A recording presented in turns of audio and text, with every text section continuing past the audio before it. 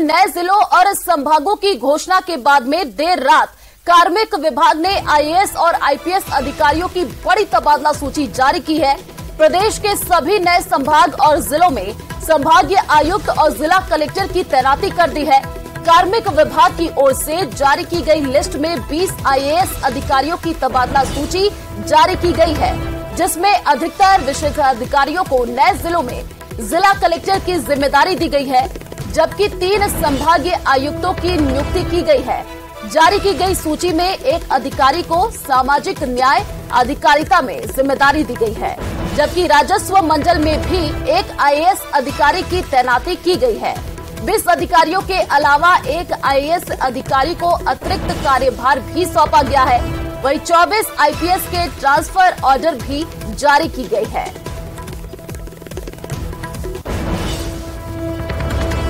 तो प्रदेश में प्रशासनिक फेरबदल, आपको बता दें कि 24 आईपीएस के ट्रांसफर किए गए हैं। पाली रेंज में आईजी राघवेंद्र सुहासा, बांसवाड़ा रेंज में IG S Parimala, Sikar range में आईजी सत्येंद्र सिंह की तैनाती की गई है।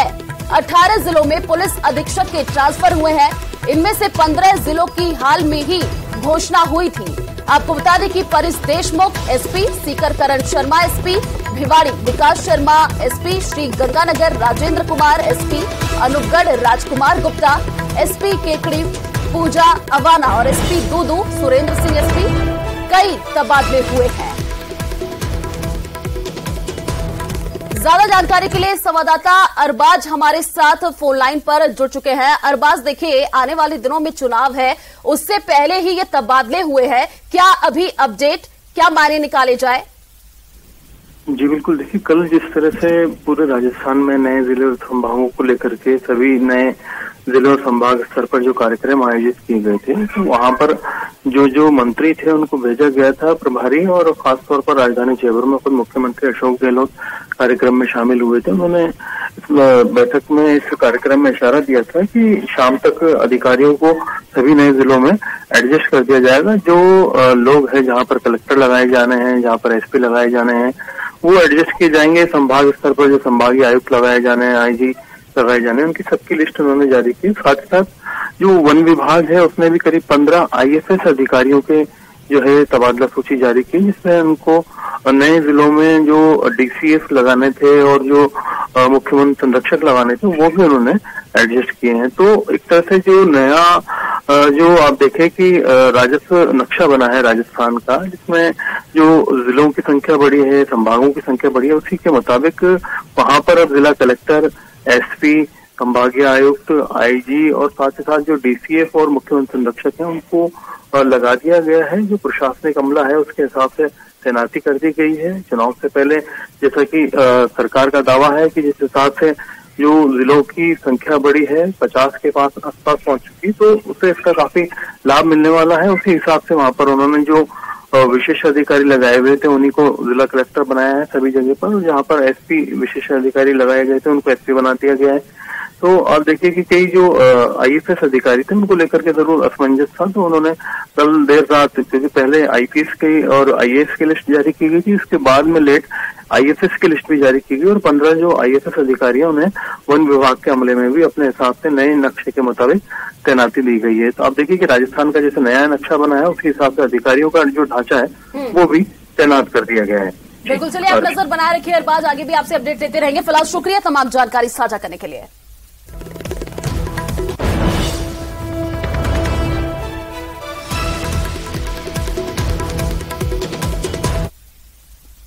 दिल्ली से बड़ी खबर का रुख कर लेते हैं। आपको बता दें कि राजस्थान बीजेपी सांसदों के साथ पीएम मोदी बैठक करेंगे। काफी महत्वपूर्ण ये बैठक मानी जा रही है। आज शाम 6 बजे पीएम राजस्थान बीजेपी के सांसदों के साथ बैठक करेंगे। नई दिल्ली स्थित गरवी गुजरात भवन में ये बैठक होनी है। संसद के हर सत्र में विभिन्न राज्यों के सांसदों से मुलाकात करते हैं पीएम मोदी।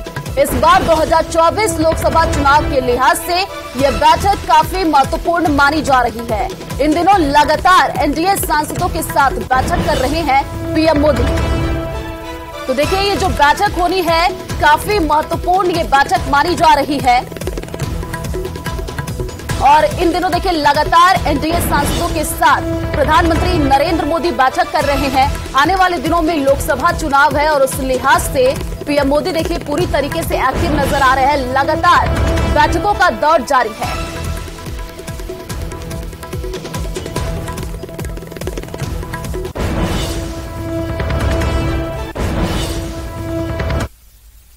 तो चलिए रुक करते हैं एक और बड़ी खबर की ओर। आपको बता दें कि विधानसभा चुनाव नजदीक आते ही सियासी तल्खियां बढ़ने लगी हैं। सीएम अशोक गहलोत ने पीएम नरेंद्र मोदी पर तंज कसते हुए खुद को बड़ा फकीर बताया है। गहलोत ने कई मुद्दों पर चुन चुनकर जुबानी हमले किए। गहलोत ने कहा, प्रदेशवासियों को मुझ पर विश्वास करना चाहिए। मैं जो कुछ कहता हूं दिल से कहता हूं। मैं मोदी जी आपसे बड़ा फकीर हूं। आपने नोट किया होगा कि मोदी जी जो इस ड्रेस एक बार पहन लेते हैं वो रिपीट नहीं करते हैं। दिन में 1, 2, 3 बार ड्रेस बदलते होंगे पता नहीं। मैं मेरी ड्रेस वही रखता हूं। मैं फकीर नहीं हूं क्या? विश्वास करना चाहिए मुझ पर। मैं जो कहता हूं दिल से करता हूं। मोदी जी कहते मैं फकीर हूं। मोदी जी मैं आपसे बड़ा फकीर हूं।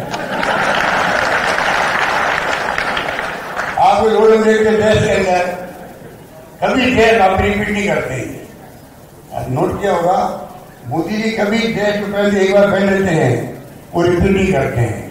जिसमें 1 बार 2 बार 3 बार बदलते हुए मुझे पता नहीं। और मैं मेरी ड्रेस वो रखता हूं। मैं फकीर नहीं होता। मेरी जिंदगी में एक प्लॉट नहीं खरीदा है, एक फ्लैट नहीं खरीदा है, 1 ग्राम सोना नहीं खरीदा मैंने। मुझे क्या बड़ा फ्री होंगे वो? उनके चश्मा जो है ना 2.5 लाख का चश्मा हो। मुझे क्या समझ जाते हैं वो 2.5 लाख का चश्मा होगा। से बड़ी खबर का रुख कर लेते हैं। आपको बता दें कि नगर निगम ग्रेटर में मिली भगत सामने आई है और भ्रष्टाचार के आरोप लगे हैं। निगम में वित्त समिति की चेयरपर्सन शील धाबाई ने आरोप लगाए हैं। सफाई के मामलों में बिना वित्त समिति के स्वीकृत कार्य किए और फाइनेंस कमेटी की स्वीकृति के वर्क ऑर्डर जारी किए गए। ऑटो हुपर को ई हुपर में तब्दील कर दिया गया। इसमें वित्त समिति की स्वीकृति नहीं ली गई। प्रशासन से यहां पर नाराजगी जताई गई। 2 करोड़ की फाइलों को वित्त समिति को क्यों नहीं भेजा गया, अब ये सवाल उठ रहा है।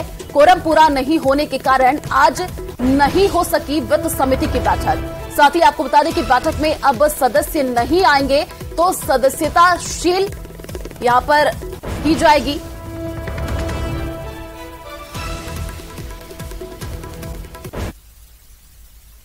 चलिए रुक करते हैं एक और खबर की ओर। कांग्रेस के प्रदेश प्रभारी सुखजिंदर रंधावा और पीसीसी चीफ गोविंद सिंह डोटासरा डूंगरपुर के दौरे पर रहे, जहां वो कांग्रेस के नवनियुक्त जिलाध्यक्ष वल्लभराम पाटीदार के पदभार कार्यक्रम में शामिल हुए। साथ ही पार्टी कार्यकर्ताओं की बैठक लेकर उनके एकजुट रहने के निर्देश भी दिए और 9 अगस्त को राहुल के प्रदेश दौरे को सफल बनाने का आह्वान किया। साथ ही बीजेपी पर निशाना भी साधा।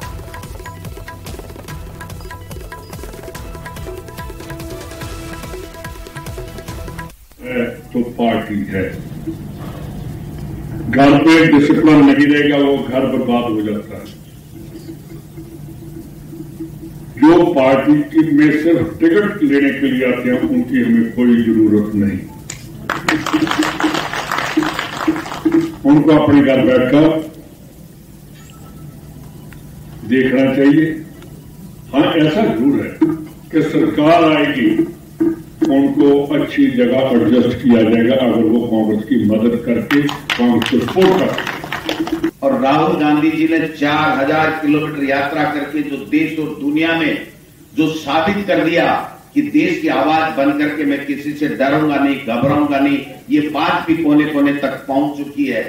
लेकिन एक बात जो काम की बात है, मोदी जी की तरह मन की बात नहीं है, काम की बात यह है कि हमको उठ खड़ा होना होगा, एक होना होगा, सबको मिलकर के चलना होगा, कांग्रेस को मजबूत करना होगा, कांग्रेस की जय बोलनी होगी। और अगर ये सब काम हम कर लेंगे तो 4 में से 4 सीटें 100% आएंगी, इसको कोई रोक नहीं।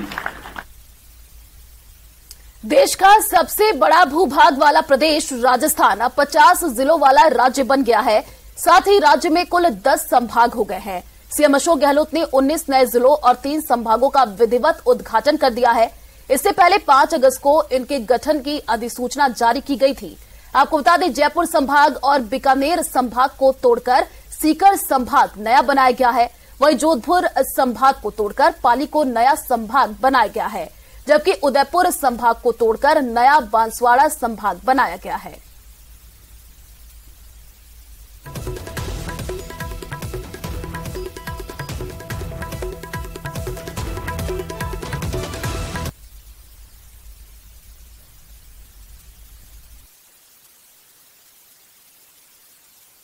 राजस्थान में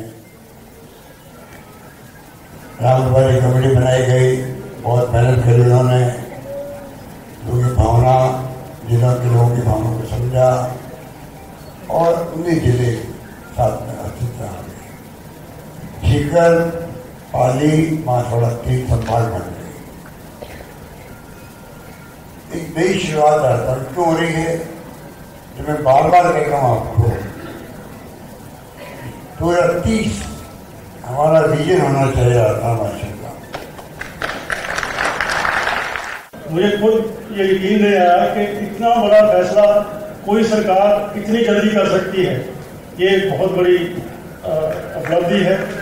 यही कहें राजस्थान के निवासियों के लिए, मेरे ख्याल में इससे सुनहरी मौका नहीं आ सकता कि वास्तव में इन 4.5 साल में 1,500 के लगभग तो नए राजस्व गांव का नव निर्माण हुआ, जिसको भारत सरकार ने मानी, राजस्थान सरकार ने मानी। बजट घोषणा में जो जिलों का घोषणा की, उससे जो एक गुड गवर्नेंस मॉडल राजस्थान का है, उसमें इन नए जिलों की स्थापना से उनमें बहुत बहुत इजाफा होगा गुड गवर्नेंस में, और राजस्थान आज भी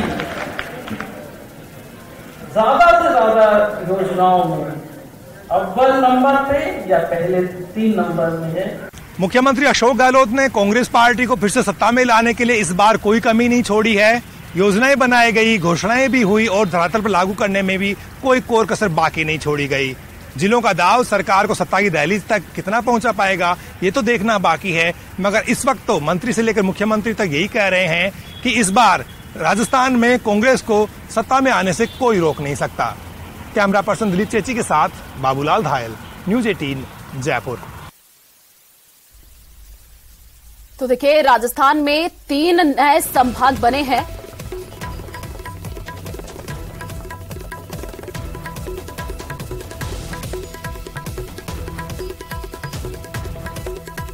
तो ब्यावर को जिला बनाने की बरसों पुरानी मांग ने सोमवार को मूर्त रूप ले लिया।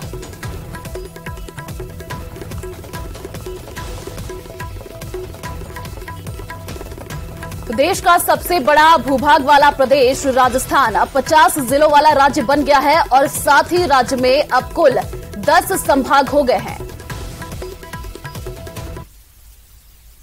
तो ब्यावर को जिला बनाने की बरसों पुरानी मांग ने सोमवार को मूर्त रूप ले लिया। सोमवार को शहर के मिशन ग्राउंड पर आयोजित ब्यावर जिला स्थापना दिवस कार्यक्रम में हवन पूजन के बाद मुख्यमंत्री अशोक गहलोत ने वर्चुअल रूप से जयपुर से ही ब्यावर जिले की अनावरण पट्टिका का अनावरण किया। सीएम गहलोत द्वारा ब्यावर जिले की अनावरण पट्टिका का अनावरण करते ही पांडाल में उपस्थित सैकड़ों की संख्या में उपस्थित जिले के निवासियों ने तालियों की गड़गड़ाहट से वातावरण को गुंजायमान कर दिया।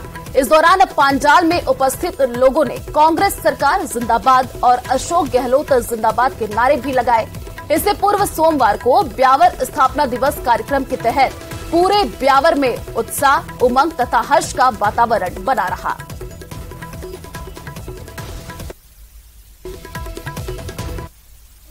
बीजेपी कतराती है, डरती है इलेक्शन से, क्योंकि उनको पता है कि हमें हार का मुंह देखना है। और जिस तरीके से सेल किया है उन्होंने सारे हिंदुस्तान में, और जिस तरीके से सेल किया है उन्होंने जम्मू कश्मीर को सारे। तो जोधपुर के 3 टुकड़े करके आपको बता दें कि नए जिले बना दिए गए हैं। कलेक्ट्रेट परिसर में हुए कार्यक्रम में विधि विधान और हवन कर जोधपुर और जोधपुर ग्रामीण को अलग कर दिया गया, जबकि फलोदी का उद्घाटन कार्यक्रम फलोदी कृषि मंडी में आयोजित किया गया। कार्यक्रम में मुख्यमंत्री अशोक गहलोत वर्चुअल रूप से जुड़े। प्रभारी मंत्री सुभाष गर्ग ने कहा कि पिछले 5 साल में गहलोत सरकार ने जो जनहितैषी फैसले लिए हैं और योजनाएं लॉन्च की हैं, उसी के दम पर सरकार रिपीट करने जा रहे हैं। इस दौरान विधायक मनीषा पवार सहित अन्य लोग भी मौजूद रहे। इनका उद्देश्य जो जिले बनाने का उद्देश्य है वो गुड गवर्नेंस देने का जो संकल्प है, आम आदमी को राहत कैसे मिले। प्रशासन, चाहे वो पुलिस प्रशासन हो, चाहे वो विकास का प्रशासन हो, चाहे वो जनरल एडमिनिस्ट्रेशन हो, चाहे उन योजनाओं को लाभ देने का मामला हो, उन लाभ को इवैल्यूएशन करने का मामला हो, मॉनिटरिंग करने का मामला हो, फॉलो अप करने का मामला हो, तो उसमें सुगमता आती है, सरलता आती है।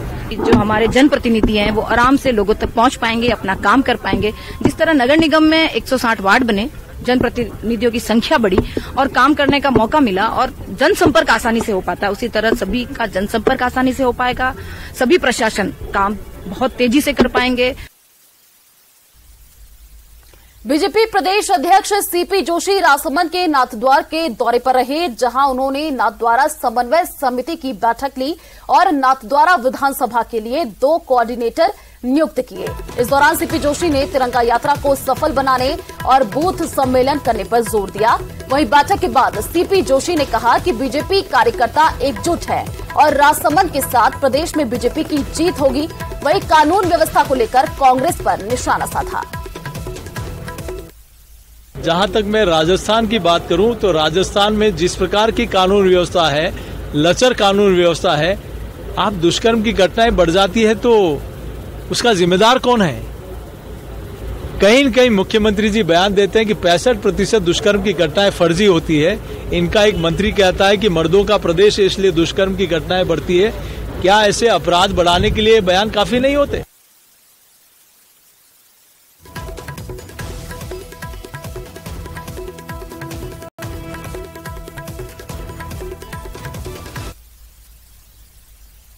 कोटा जिले में सनसनीखेज मामला सामने आया है। यहां बुजुर्ग माता पिता अपने ही बेटे और बहू से परेशान होकर जिला प्रशासन से इच्छा मृत्यु मांगी है और अपने बेटों को संपत्ति से बेदखल कर उन्हें न्याय दिलाने की मांग की है। उन्होंने अपने बेटे पर प्रताड़ित करने का आरोप लगाया है। उन्होंने एक परिवारवाद कलेक्टर को दिया जिसमें उन्होंने इच्छा मृत्यु मांगी है और कहा उन्हें मकान से निकालने, मारपीट करने, भूख से बिलखने पर मजबूर कर दिया गया है। उन्होंने पुलिस प्रशासन से कठोर कार्रवाई की मांग की है। ये कहा था कि भाई अब तो मरना ही बदतर है, रोज मार खाएंगे, रोज महीने 6 महीने में पिटते रहे, सरकार में कोई सुना ही नहीं हो तो फिर क्या करें। तो ये हमारा जीवन में सब दुर्लभ हो रहा है। हमारा बेटा वो दिनेश कुमार वार्ड पार्षद नगर पालिका, नेतागिरी है, सारे सरकार उनके, कांग्रेस का पार्षद है, कांग्रेस का। चलिए फिलहाल इस बुलेटिन में इतना ही। बाकी खबरों के लिए आप देखते रहिए न्यूज़ 18 राजस्थान। नमस्कार।